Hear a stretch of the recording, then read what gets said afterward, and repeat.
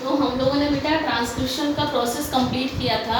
उस ट्रांसक्रिप्शन के प्रोसेस में हमने ये देखा था कि डीएनए ने अपनी इंफॉर्मेशन को कहाँ पर भेजा। डीएनए ने अपनी इंफॉर्मेशन को एमआरएनए के रूप में भेजा। डीएनए की इंफॉर्मेशन एमआरएनए के रूप में आती है और वो एमआरएनए अब क्या करता है, प्रोटीन की सिंथेसिस करता है। तो हमें ये मालूम है कि डीएनए की जो इंफॉर्मेशन है वो एमआरएनए के रूप में आई। डीएनए की इंफॉर्मेशन एमआरएनए के रूप में आई और एमआरएनए ने क्या बना दिया, प्रोटीन को बना लिया, जिसको कहा जाता है ट्रांसलेशन। क्या कहा जाता है बेटा, ट्रांसलेशन कहा जाता है। ये हमने पढ़ा, हमने इसके लिए जेनेटिक कोड भी पढ़ लिया था बेटा, हमने इसके लिए जेनेटिक कोड भी पढ़ लिया था। हमें ये पता है कि जो एमआरएनए होता है, एमआरएनए कहाँ पर बना बेटा, न्यूक्लियस के अंदर।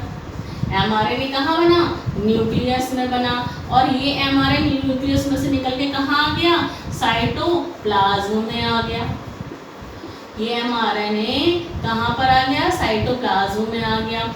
इसी साइटोप्लाज्म में अमीनो एसिड भी प्रेजेंट है, इसी साइटोप्लाज्म में अमीनो एसिड भी प्रेजेंट है,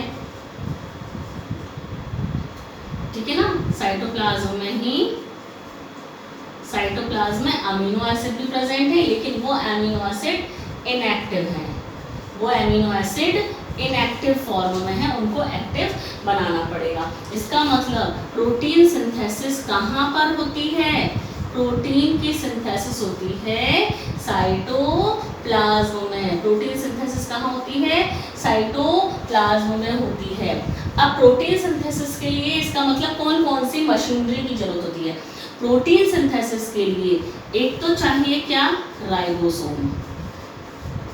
प्रोटीन सिंथेसिस के लिए राइबोसोम चाहिए। दूसरा, प्रोटीन सिंथेसिस के लिए एमआरएनए की ज़रूरत पड़ेगी। तीसरी और क्या ज़रूरत पड़ेगी प्रोटीन सिंथेसिस के लिए, टीआरएनए की ज़रूरत पड़ेगी, ठीक है। और एमिनो एसिड की ज़रूरत पड़ेगी जो कि इनएक्टिव फॉर्म में है साइटोप्लाज्म के अंदर। एमआरएनए के बारे में आप कंप्लीट पढ़ चुके हैं, टीआरएनए के बारे में आप लोग पढ़ ही चुके हैं बेटा। एमिनो एसिड्स इनएक्टिव फॉर्म में है, कैसे एक्टिव बनाया जाएगा ये हम बताएंगे। राइबोसोम्स के बारे में आप लोग सेल वाले चैप्टर में पढ़ चुके हैं। तो बेटा राइबोसोम के बारे में आप लोग सेल के चैप्टर में जो पढ़ चुके हैं, तो हमें मालूम है कि ये राइबोसोम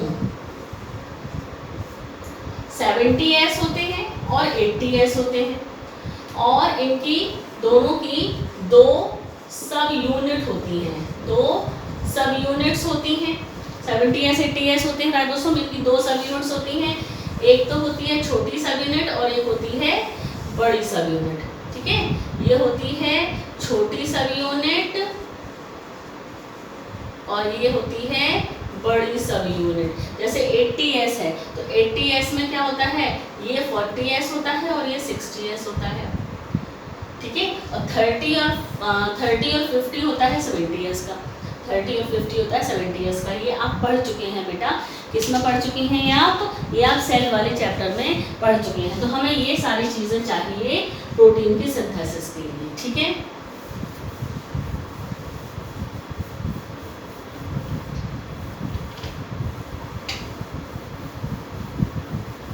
हमें ये पता है बेटा कि ये जो ये जो राइबोसोम होता है ये दो सब यूनिट्स में बटा होता है, स्मॉल सब यूनिट और लार्ज सब यूनिट, छोटी सब यूनिट और बड़ी सब यूनिट। ये दोनों सब यूनिट्स जो होती हैं, ये दोनों सब यूनिट्स साइटोप्लाज्म में बिखरी हुई रहती हैं, साइटोप्लाज्म में अलग अलग पड़ी हुई रहती हैं।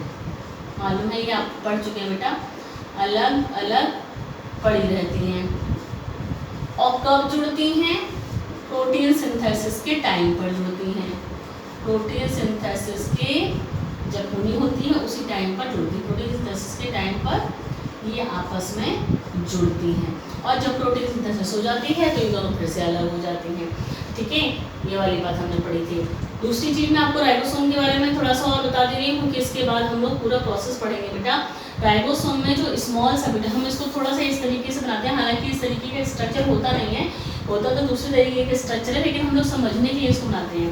ये हमने कहा स्मॉल सब यूनिट है ना, छोटी सब यूनिट, स्मॉल सब यूनिट है ये राइबोसोम की। और ये हमने कहा ये लार्ज ये लार्ज सब यूनिट है। कैसे सब यूनिट है ये? लार्ज सब यूनिट है ये, ठीक है। स्मॉल सब यूनिट में एक खांच जैसी होती है, स्मॉल सब यूनिट में खांच जैसी होती है जिसके बीच में से ये mRNA जुड़ा रहता है, जिसके बीच में से mRNA निकलता है। ये जो लार्ज सब यूनिट होती है इसके पास 3 साइट होती है, 3 स्थान होते हैं। लार्जर सब यूनिट जो होती है उसके पास 3 स्थान होते हैं। एक होती है ए साइट, एक होती है पी साइट और एक होती है ई साइट। लार्जर सब यूनिट के पास 3 साइट होती है, ए साइट, पी साइट और ई साइट। ए साइट क्या होती है लार्जर सब यूनिट में? ए साइट पर एमिनो एसिड जुड़ते हैं, ए साइट पर एमिनो एसिड जुड़ते हैं। और पी साइट जो है ये एमिनो एसिड जुड़ते हैं इसीलिए इसको एमिनो एसाइल साइट कहते हैं। पी साइट को क्या कहते हैं बेटा? जो पी साइट होती है इसमें, ये वाली पी साइट जो होती है ये कहलाती है पेप्टाइडिल साइट। पेप्टाइडिल साइट यानी कि ये बॉन्ड बनाती है ना, बॉन्ड बनाती, पेप्टाइड बॉन्ड बनाती है। कौन सा? पेप्टाइड, पेप्टाइड, ये पेप्टाइड बॉन्ड बनता है यहाँ पर, पेप्टाइड बॉन्ड बनता है यहाँ पी साइड पर। और ई साइड जो होती है वो एग्जिट साइट कहलाती है। एग्जिट यानी बाहर निकलना। इस ई साइड से टीआरएनए बाहर निकल जाता है, टीआरएनए बाहर निकलता है, निकल जाता है। तो ये 3 साइट होती हैं किस पर? लार्जर सब यूनिट पर, ठीक है। दूसरी चीज ये होती है कि ये दोनों सब यूनिट के जुड़ने के लिए, दोनों सब यूनिट के जुड़ने के लिए मैग्नीशियम आयन की ज़रूरत होती है। मैग्नीशियम आयन की ज़रूरत होती है दोनों सब यूनिट के जुड़ने में, दोनों सब यूनिट के जुड़ने में। यानी कि दोनों सब यूनिट तभी जुड़ेंगी जब मैग्नीशियम आयन का एप्रोप्रिएट अमाउंट होगा, यानी कि जितना ज़रूरत होती है दोनों सब यूनिट को जुड़ने में उतना अगर मैग्नीशियम आयन है तो ये दोनों सब यूनिट जुड़ेंगी, नहीं तो ये दोनों सब यूनिट आपस में नहीं जुड़ेंगी। ये सब आपने बेटा सेल वाले चैप्टर में पढ़ा होगा।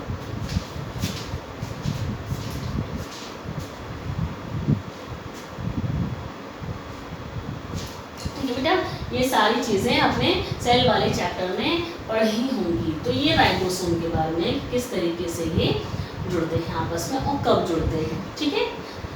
अब हम बात करते हैं स्टेप्स।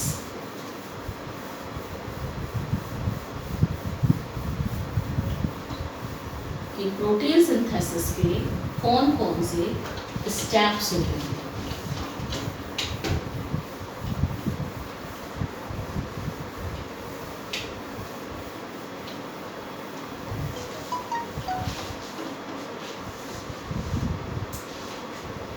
बेटा प्रोटीन सिंथेसिस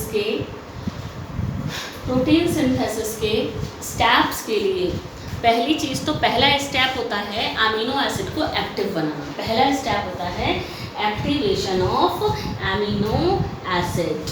पहला स्टेप होता है activation of amino acid. Amino acid active कैसे बनेंगे बेटा? अमीनो एसिड को एक्टिव बनाते हैं एक एंजाइम से जिसका नाम होता है अमीनो एसाइल सिंथेटेज। एक एंजाइम होता है amino acid synthetase.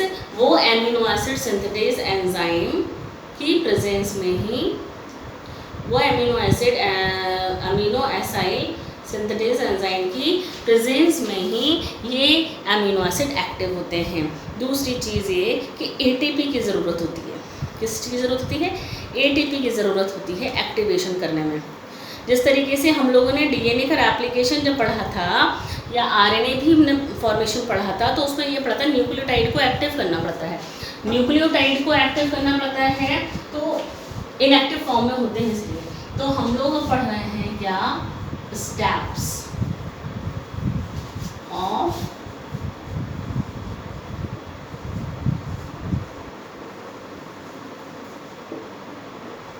Steps of protein synthesis.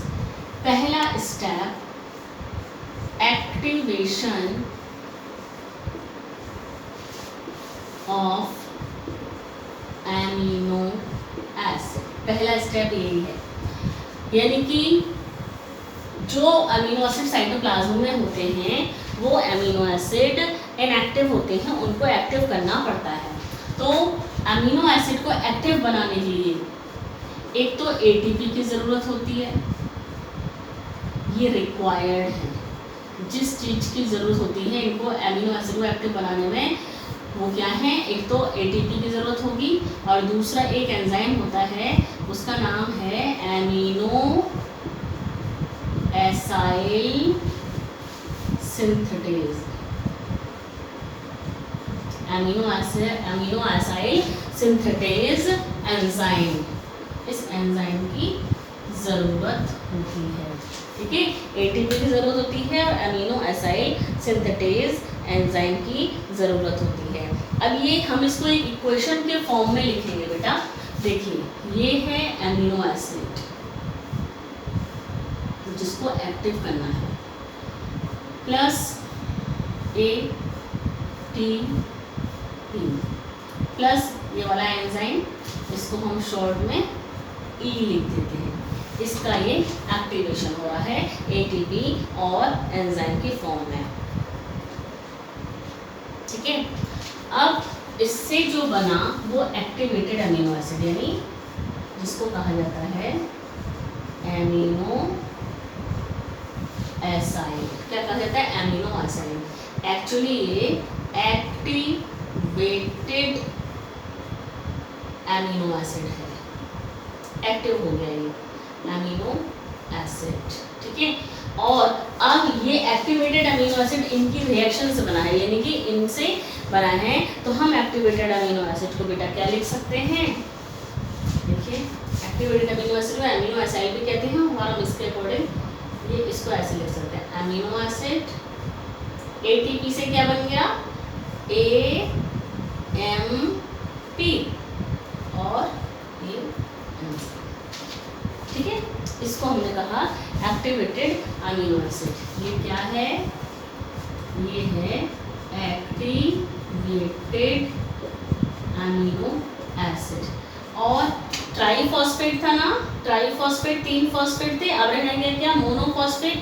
Try में से मोनो रह गया, यानी 2 फॉस्फेट निकल गए, तो हम यहाँ पर PP 2 फॉस्फेट यहाँ से निकल गए, इस तरीके से PP 2 फॉस्फेट यहाँ निकल गए, यानी कि एक्टिवेशन हो गया है किसका, अमीनो एसिड का एक्टिवेशन हो चुका है बेटा। ठीक है, एक एक्सेप्शन याद रखिए, सारे के सारे अमीनो एसिड इसी तरीके से एक्टिव किए जाते हैं, सभी अमीनो एसिड इसी तरीके से एक्टिव किए जाते हैं, एक को छोड़ के, किसको, मिथायोनीन। केवल मतलब इसी तरीके से कहते हैं, लिखे इस तरीके से जाते हैं, एक्टिव तो ऐसे ही होता है लेकिन इसी तरीके से लिखे जाते हैं। लेकिन केवल जो मिथायोनीन होता है, मिथायोनीन जिसका कोड होता है AUG, नहीं हम स्टार्ट कोडॉन बोलते हैं ना, इसको हमने पढ़ा था कल बेटा, स्टार्ट कोडॉन बोलते हैं। जब ये मिथायोनीन को एक्टिव किया जाता है, इसका जब एक्टिवेशन किया जाता है इस वाले अमीनो एसिड का, तब इसको एमिनो एसाइड नहीं लिखते हैं, इसको लिखते हैं F-मेट। क्या लिखते हैं बेटा, F-मेट, इसको याद रखना। केवल मिथायोनीन है, मिथायोनीन ही एक ऐसा अमीनो एसिड है जिसको एक्टिव जब हो जाता है तो उसको एमिनो एसाइड नहीं लिखते हैं, क्या लिखते हैं, F-मेट। यही स्टार्ट कोडॉन है, ये आपको मालूम है, ये स्टार्ट करने वाला अमीनो एसिड, यहीं से स्टार्टिंग होती है। इसको क्या कहते हैं, F-मेट, या हम इसको कह सकते हैं फॉर्माइलेटेड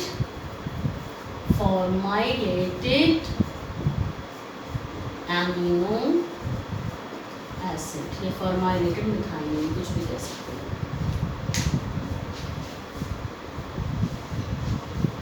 फॉर्माइलेटेड अमीनो एसिड या फॉर्माइलेटेड मिथायोनीन, कुछ भी कह सकते हैं। ठीक है, बात समझ आ रही है बेटा? तो ये एक्टिवेशन हो गया अमीनो एसिड का। क्या हो गया? एक्टिवेशन। सीधी बात है। एक्टिवेशन करने के लिए क्या चाहिए? एटीपी चाहिए और ये वाला एंजाइम चाहिए। तो देखिए एक्टिवेशन हो गया तो ए यानी अमीनो एसिड, एएमपी और ई एंजाइम ये बन गया। तो सारे के सारे अमीनो एसिड को इसी तरीके से लिखा जाएगा, लेकिन मिथाइनिन को एफ मेट। तो एफ मेट अगर कहीं भी लिखा हुआ है तो आपको पहचान लेना है कि ये एक्टिवेटेड मिथाइनिन है, जो कि अब प्रोटीन सिंथेसिस करने के लिए पूरी तरीके से तैयार है। ये प्रोटीन सिंथेसिस को स्टार्ट करने के लिए बिल्कुल तैयार है। तो ये एक्टिवेशन हुआ किसका? एमिनो एसिड्स का। तो एफ मेट का आपको याद रखना है बेटा। एफ मेट क्या होता है? फॉर्माइलेटेड मिथाइनिन होता है। एफ मेट क्या होता है? फॉर्माइलेटेड मिथायोनिन।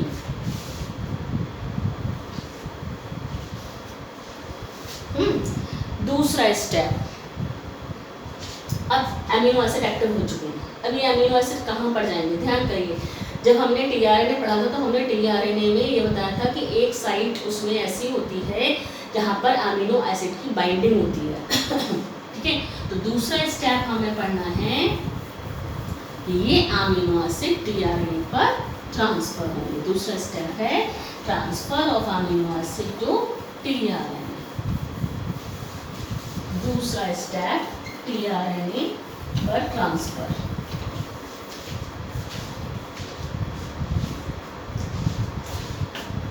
दूसरा स्टेप है transfer of amino acid to tRNA.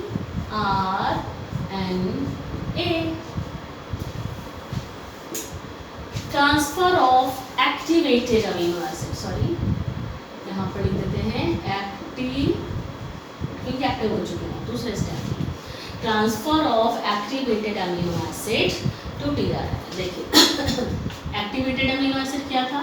A M P और ई। ये जुड़ गया किसके साथ? टीआरएनए के साथ जुड़ गया। किसके साथ जुड़ गया? टीआरएनए के साथ जुड़ गया। जब ये टीआरएनए के साथ जुड़ गया तो क्या हुआ? अब ये जुड़ गया टीआरएनए के साथ, तो अब इसमें एमिनो एसिड तो जुड़ गया टीआरएनए के साथ, एमिनो एसिड जुड़ गया टीआरएनए के साथ, और एएमपी और ई हो गए अलग।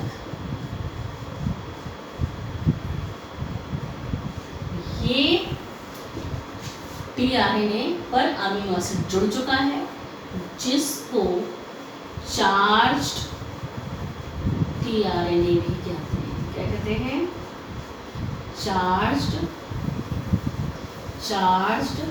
टीआरएनए भी कहते हैं। क्या कहेंगे बेटा? Charged tRNA. Amino acid tRNA पर जुड़ चुका है। ठीक है, देखो बेटा, हम लोगों ने जब टीआरएनए का स्ट्रक्चर पढ़ा था तो उसमें क्या क्या साइट पढ़ी थी, एक बार थोड़ा सा देख लेते हैं। ये इस तरीके से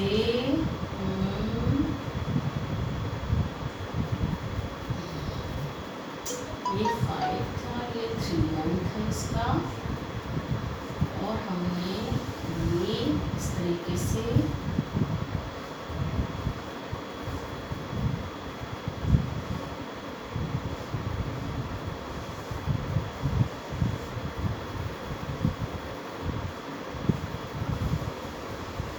ये पढ़ा था। ये था एंटी कोडोन, है ना। ये जो 3 वाला साइड, ये 5 एंड 3 एंड, 3 एंड पर OH फ्री होता है, ये आपको पता है। 3 एंड पर OH फ्री होता है। आप ध्यान करिए, इसी को तो हमने कहा था एमिनो एसिड बाइंडिंग साइट, यही तो है एमिनो एसिड बाइंडिंग साइट। ठीक है, तो ये अमीनो एसिड टीआरएनए के साथ जुड़ा है, तो कहाँ पर जुड़ा है? यहाँ पर जुड़ा है। तो टीआरएनए के OH के साथ एमिनो एसिड जुड़ जाता है। एमिनो एसिड अपने COOH के साथ जुड़ता है। एमिनो एसिड का एसिडिक ग्रुप यानी COOH ग्रुप OH के साथ जुड़ जाता है। ठीक है, तो यहाँ पर ये एमिनो एसिड इस 3 एंड के साथ जुड़ गया। कोई सा भी अमीनो एसिड हो सकता है। पहला तो आपको मालूम ही कि मेथियोनीन ही होता है। ये एंटीकोडोन है। क्या है ये? एंटीकोडोन है, यानी कि ये क्या करेगा, ये करेगा mRNA के कोड को रीड पढ़ेगा। ये mRNA के कोड को रीड करेगा और इसको वहाँ लेकर जाएगा। यहाँ पर ये बंध चुका है, ये अमीनो एसिड 3 साइड पर बंध चुका है, ठीक है ना। ये तो यहाँ बंध चुका, ठीक है। ये राइबोसोम को रिकॉग्नाइज करता है, मालूम है, ठीक है। और ये क्या करेगा, एंटीकोडोन है। एंटीकोडोन का मतलब क्या हुआ कि ये अब क्या करेगा, ये mRNA के कोडोन को रीड करेगा और जो mRNA के कोड होंगे उसके कॉम्प्लीमेंट्री कोड इसके पास होंगे। तो अगर ये सबसे पहले AUG के पास जाएगा, ये सबसे पहले अगर AUG के पास जाएगा, ये हमने पहले भी डिस्कस किया है कि ये अगर सबसे पहले AUG के पास जाएगा तो इसके पास क्या होना चाहिए, U, A और C। ये एंटीकोडोन है। ये रीड किया है इसने कि इसके पास mRNA के पास ये AUG है तो इसके पास कौन सा होगा, UC। तो यहाँ जो होगा इसको रीड करता है ये। तो हमने पहली बात ये पढ़ी कि ये tRNA है, इस tRNA के थर्ड एंड पर, है ना, थर्ड एंड पर जो OH ग्रुप फ्री होता है वहाँ पर अमीनो एसिड बंध गया, वहाँ पर अमीनो एसिड बाइंड हो गया है अपने COOH ग्रुप के साथ, है ना। 3 एंड पर OH ग्रुप फ्री था और ये अपने COOH ग्रुप के साथ में बाइंड हो गया है, जिसको हमने कहा है चार्ज्ड tRNA। क्या कहा है, चार्ज्ड tRNA कहा है। ये चार्ज्ड tRNA है, देख लीजिए, ठीक है ना। बात समझ में आ रही है। तो हम लोगों ने प्रोटीन सिंथेसिस का पहला स्टेप पढ़ा, activation of amino acid. Amino acid का एक्टिवेशन किस चीज़ से हुआ, ATP से हुआ और उस एंजाइम से हुआ, कौन सा, अमीनो एसाइल सिंथेटेज एंजाइम, ठीक है। अमीनो एसिड एक्टिव हो चुके हैं, अब साइटोप्लाज्म के अंदर अमीनो एसिड एक्टिव हो चुके हैं। अब वो अमीनो एसिड कहाँ पर जाएंगे, अमीनो एसिड कहाँ पर जाएंगे बेटा, tRNA पर जाएंगे। tRNA के पास जाकर बाइंड हो जाएंगे, कहाँ पर, 3 एंड पर। तो दूसरा वाला स्टेप हुआ transfer of activated amino acid to tRNA। tRNA के साथ बाइंड हो चुका है, ठीक है, tRNA के साथ ये बाइंड हो चुका है बेटा, ठीक। तो ये हुआ दूसरा स्टेप। अब tRNA के साथ ही बाइंड हो ही चुका है अमीनो एसिड, अब तो इसको कहाँ जाना है, राइबोसोम के पास जाना है। ये tRNA लेके जाएगा अमीनो एसिड को राइबोसोम के पास। तो तीसरा स्टेप जो होगा, वो तीसरा स्टेप होगा प्रोटीन सिंथेसिस का।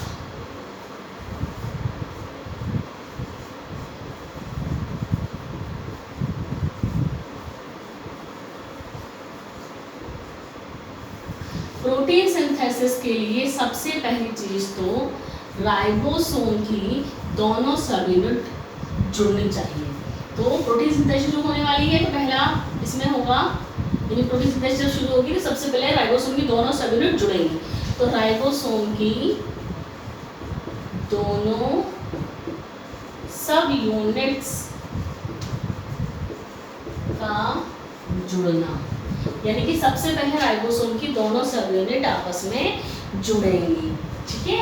तो सबसे पहले इनकी असेंबली होगी, ये स्मॉल सब यूनिट और ये लार्ज, ये स्मॉल सब यूनिट है और ये लार्ज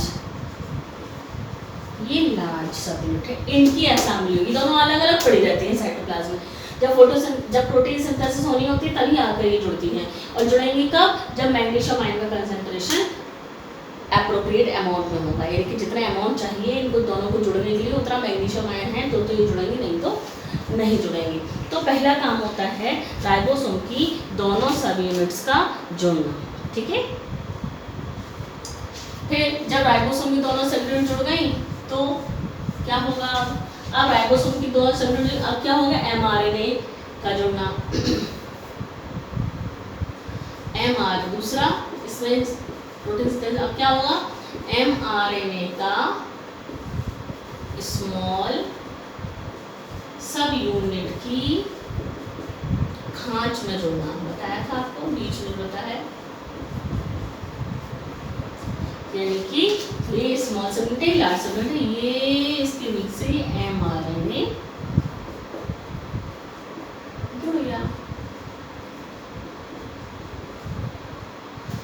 ठीक है, दूसरा स्टेप, mRNA जुड़ गया है, ठीक है, और लार्ज सब यूनिट पर ये P और यहाँ E साइट है। mRNA यानी कि प्रोटीन सिंथेसिस शुरू हो चुकी है, प्रोटीन सिंथेसिस में अमीनो एसिड भी एक्टिव हो चुके हैं, tRNA से अमीनो एसिड बाइंड भी हो चुका है और दोनों राइबोसोम की यूनिट मिल भी चुकी हैं आपस में, mRNA भी जुड़ चुका है। अब क्या काम हुआ, अब tRNA लेकर आएगा अमीनो एसिड को, क्या है, अब tRNA अमीनो एसिड को लेकर आएगा, ठीक है।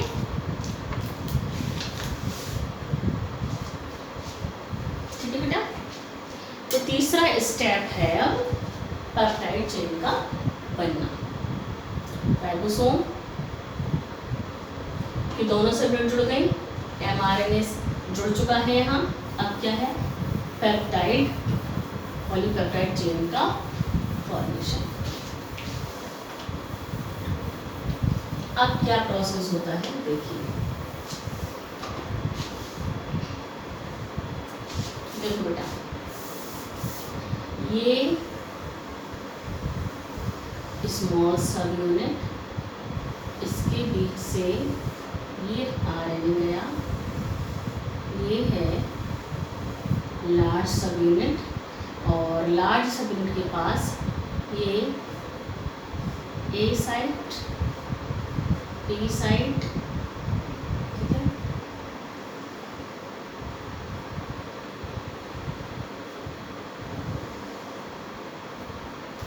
और ये E साइट है, ये तो ये है mRNA। अब प्रोसेस कैसे होता है, सारी चीज़ें तैयार हैं, अमीनो एसिड एक्टिव हो चुके हैं, tRNA पर अमीनो एसिड जुड़ चुका है, अब mRNA भी जुड़ चुका है, देखिए ये mRNA भी जुड़ चुका है। अब क्या होता है कि जो पहला अमीनो एसिड है, पहला अमीनो एसिड कौन सा, पहला अमीनो एसिड कौन सा आएगा, मैं आपको ये चीज़ बता दूँ, जो पहला अमीनो एसिड आता है वो P साइट पर आता है, पहला अमीनो एसिड कहाँ पर आएगा, P साइट पर, और उसके बाद जितने भी अमीनो एसिड आएंगे वो A साइट पर आएंगे। तो पहला अमीनो एसिड कौन सा आता है, पहला अमीनो एसिड कौन सा आएगा, मिथाइनिन, पहला अमीनो, कभी कभी वैलिन भी होता है, पहला अमीनो एसिड यानी कि मिथायोनिन, F मेट जिसको कहा हमने ना, एक्टिवेटेड वाला F मेट, तो पहला अमीनो एसिड, पहला अमीनो एसिड यहाँ पर हम लिख देते हैं कि ये F मेट की जगह कभी कभी वेलाइन भी हो सकता है बेटा, मिथाइनिन तो है ही, कभी कभी वेलाइन हो सकता है, तो आपको ये ध्यान रखना है। तो पहला अमीनो एसिड मिथाइनिन आएगा, ठीक है ना, पहला अमीनो एसिड क्या आएगा, मिथाइनिन आएगा, कहाँ पर, P साइट पर आएगा, P साइट पर आएगा, पहला अमीनो एसिड हमेशा P साइट पर आएगा। इसका मतलब ये है कि पहला अमीनो एसिड जब P साइट पर आएगा तो इस P साइट पर जो mRNA है उसके ऊपर कौन सा कोडॉन होना चाहिए, A, U और G होना चाहिए, AUG, AUG होगा यहाँ P साइट पर, mRNA के ऊपर, P साइट के ऊपर mRNA जो जुड़ा हुआ है, इस mRNA के ऊपर P साइट पर AUG होगा, तभी ये मिथाइनिन इस पर आकर जुड़ेगा, और उसके बाद जितने भी अमीनो एसिड आएंगे सब A साइट पर आएंगे। तो पहला अमीनो एसिड कहाँ पर आएगा, P साइट पर, कौन सा, मिथाइनिन, F मेट, ठीक है ना, तो पहला अमीनो एसिड P साइट पर आएगा, इसके बाद या हम इसको ऐसे लिखते हैं, बाकी सारे अमीनो एसिड, बाकी सारे अमीनो एसिड ए साइट पर जाएंगे, ए साइट पर जुड़ेंगे, ठीक है। पहला अमीनो एसिड जुड़ेगा पी साइट पर और बाकी के सारे जुड़ेंगे कहाँ, ए साइट पर। तो हमने कहा कि पी साइट पर ये टीआरएनए एमिनो एसिड को लेकर आ गया, एफ मेट, देखिए ये एफ मेट को लेकर आ गया।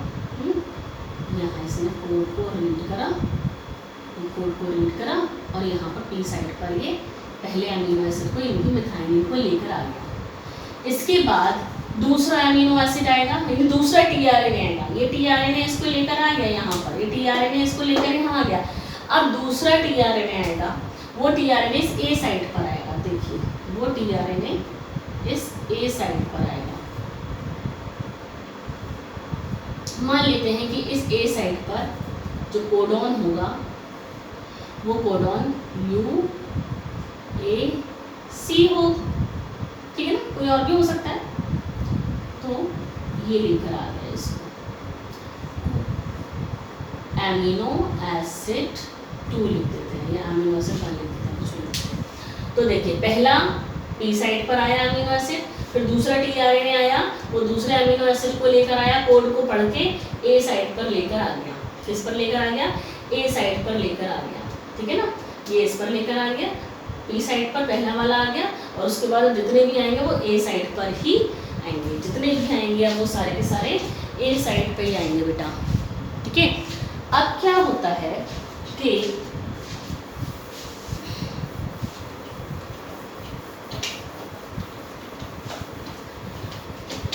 ये जो एमआरएनए है, ये एमआरएनए के ऊपर राइबोसोम खिसकता है,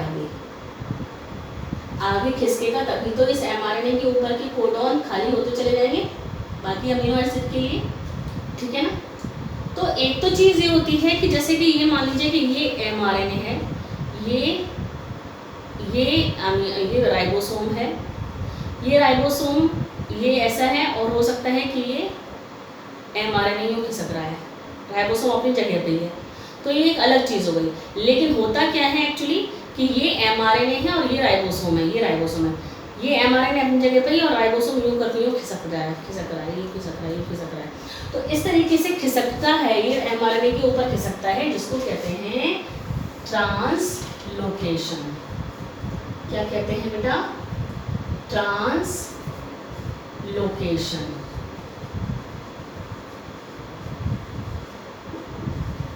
इसका मतलब कि ये राइबोसोम का ट्रांसलोकेशन हुआ। ट्रांसलोकेशन का मतलब है कि ये राइबोसोम एमआरएनए पर आगे की तरफ खिसक, राइबोसोम एमआरएनए के ऊपर खिसक रहा है, तो राइबोसोम एमआरएनए के ऊपर खिसकने का मतलब ये है कि एक धागे के ऊपर जैसे खिसक रहा है। एमआरएनए का एक धागा है समझ लीजिए, उसके ऊपर ये खिसक रहा है। जब ये खिसका तो क्या हुआ, देखिए ये स्मॉल सब यूनिट है, ये लार्ज सब यूनिट है, ये एमआरएनए है, तो क्या हुआ, ये ए साइट, ये पी साइट और ये ई साइट। अब जब ये खिसका तो क्या हुआ कि जो ए साइट पर अमीनो एसिड था वो पी पर आ गया, और पी पर जो था वो ई पर आ गया, क्योंकि आगे की तरफ जब खिसका तो ए साइट पर जो अमीनो एसिड था वो पी साइट पर आ गया, और पी साइट पर जो अमीनो एसिड था वो ई साइट पर पहुंच गया। देखिए ई साइट ये है, हम इसको थोड़ा सा इस तरीके से बना देते हैं बेटा, जिससे ये क्लियर हो जाए। ये ई साइट है, जो टीआरएनए यहाँ था वो ई साइट पर आ गया, आप देखिए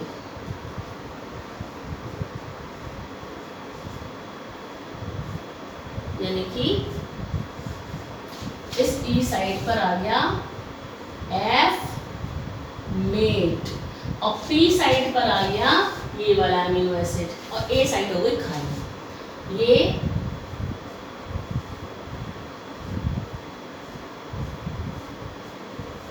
देखिए ए बड़ा लिख देते हैं, ये ए साइड हो गई खाली। अब तीसरा अमीनो एसिड आएगा, तीसरा टीआरएनए आएगा जो कि एक और अमीनो एसिड को लेके आ जाएगा, हो सकता है कि वो AUC कोडोन को पढ़ के आ रहा है। तो तीसरा tRNA आया जो कि एक और अमीनो एसिड को लेकर आ गया, अमीनो एसिड 3, तीसरे अमीनो एसिड को लेकर आ गया, ठीक है ना। तीसरे अमीनो एसिड को लेकर आया, ए साइड पर जोड़ दिया इसने, ठीक है। अब ये फिर आगे खिसका, अब ये फिर आगे खिसका, जब ये फिर आगे खिसका तो क्या हुआ, जब ये फिर से आगे खिसकेगा तो अब आप सोचिए कि जो ए पे था वो बी पे आएगा, बी पे था वो ई पे आएगा, जो ई पे था वो बाहर निकल जाएगा, जो ई पर था वो बाहर निकल जाएगा बेटा, ठीक है। बात समझ में आ रही है आपको। तो हम इसको यहाँ दिखा देते हैं आगे, देखिए अभी फिर से आगे की तरफ जाएगा, ट्रांसलोकेशन करेगा, फिर से आगे की तरफ जाएगा। तो देखिए ये स्मॉल सब यूनिट, ये लार्ज सब यूनिट, ये mRNA, ये ए साइट, ये पी साइट और ई साइट। तो अब क्या होगा कि जैसे ही ये खिसकेगा आगे की तरफ तो ए साइट तो खाली हो गई है ना, ए साइट हो गई खाली, जो ए साइड पर था वो पी पर आ गया, यानी कि यहाँ पर आ गया एमिनो एसिड 3, और ई साइड पर ये एमिनो एसिड 2 आएगा, ई साइड पर एमिनो एसिड 2 आएगा, जो ई साइड पर था वो बाहर चला गया। लेकिन बाहर क्या चला गया, एक्चुअली इन दोनों के बीच में इस तरीके से पेप्टाइड बॉन्ड बन गया, जैसे कि ये देखिए। अच्छा मैं आपको इसको इस तरीके से बताती हूँ कि जैसे सपोज मानते हैं कि ये ए साइड वाला पी साइड पर आ गया, पी साइड वाला ई साइड पहुँचेगा, ई साइड पर ये था तो इसको बाहर निकलना है, ई साइड तो एग्जिट साइड होती है, तो ये अमीनो एसिड यहीं पर रह गया और tRNA यहाँ से बाहर निकल गया। अमीनो एसिड कहीं नहीं जाएगा, tRNA ई साइड से बाहर चला जाएगा, tRNA ई साइड से बाहर जाएगा। बस समझ रही है, ये आगे की तरफ मूव जब करेगा, आगे की तरफ जब खिसकेगा तो ए साइड हो जाएगी खाली, ए साइड पर ये वाला अमीनो एसिड पी साइड पर आ गया और पी साइड वाला ई साइड पर आ गया, देखिए ए अमीनो एसिड 2, और जो ई साइड पर था वो अपने tRNA से हो गया अलग और उसने यहाँ पर बॉन्डिंग कर ली। ये देखिए ये बॉन्ड बन गया, पेप्टाइड बॉन्ड बन गया, पी साइट ने पेप्टाइड बॉन्ड बना दिया एफ मेट और दूसरे अमीनो एसिड के साथ। ये देखिए ये क्या बन गया, पेप्टाइड बॉन्ड बन गया, क्या बन गया, पेप्टाइड बॉन्ड बन गया। और ई साइड से tRNA जो कि मिथाइनिन को लेके आया था वो बाहर चला जाता है। tRNA का ई साइड से बाहर निकलने से पहले, tRNA के ई साइड से बाहर निकलने से पहले ही एमिनो एसिड में पेप्टाइड, एमिनो एसिड के बीच में पेप्टाइड बॉन्ड बन जाता है। अब ये ए साइड खाली हो गई, यहाँ पर कोई और tRNA आएगा, अमीनो एसिड को लेकर आ जाएगा और जोड़ देगा, फिर ये आगे खिसकेगा, ये आगे खिसकता रहेगा इस तरीके से और ए साइड खाली होती रहेगी। जब तक ए साइड खाली होती रहेगी यहाँ पर अमीनो एसिड आते रहेंगे और ये ऐसे घूमता चला जाएगा, आगे की तरफ खिसकता चला जाएगा और जैसे ही यहाँ पर खिसकते खिसकते स्टॉप कोडॉन आएगा, स्टॉप कोडॉन आएगा, तो ये स्टॉप कोडॉन कौन सा होता है, स्टॉप कोडॉन मान लेते हैं UGA आ गया, 3 बताए थे ना स्टॉप कोडॉन, UGA, UAA और UAG, UGA, UAU और UAG, ये स्टॉप कोडॉन आगे खिसकता जाएगा और तब तक खिसकता जाएगा इसके ऊपर जब तक कि ये स्टॉप कोडॉन नहीं आ जाएगा। जैसे ही ये स्टॉप कोडॉन आएगा प्रोटीन सिंथेसिस रुक जाएगी, प्रोटीन सिंथेसिस खत्म हो जाएगी और इस तरीके से देखिए, इस तरीके से ये बॉन्डिंग चलती रहेगी, ये बॉन्ड बनते रहेंगे इनके बीच, अमीनो एसिड के बीच, ये अमीनो एसिड के बीच बॉन्डिंग चलती रहेगी और पूरी पॉलीपेप्टाइड चेन बन जाएगी। ठीक है। इस तरीके से ये पॉलीपेप्टाइड चेन का फॉर्मेशन हो जाता है और प्रोटीन सिंथेसिस हो जाती है।